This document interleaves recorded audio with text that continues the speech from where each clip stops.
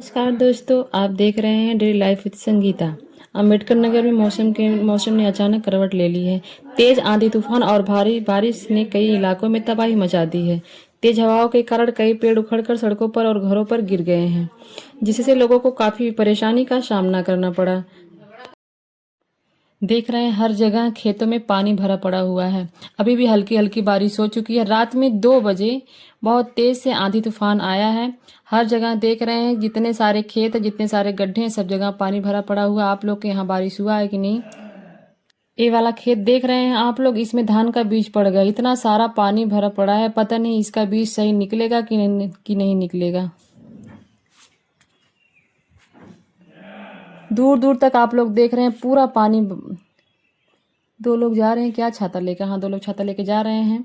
बारिश अभी हल्की हल्की हो रही, मुझे लगता है पूरा दिन आज बारिश ही होगा। मौसम ने धूप निकलने का नाम ही नहीं ले रही है। अगर आपके क्षेत्र में भी आंधी तूफान या बारिश का असर हुआ है तो हमें कमेंट करके ज़रूर बताइए। वीडियो पसंद आए तो लाइक करें, शेयर करें और चैनल को सब्सक्राइब करना ना भूलें। लास्ट तक आप लोग पूरा वीडियो देखते रहिए, खुद ही समझ में आ जाएगा कितना तेज़ बारिश हुआ है।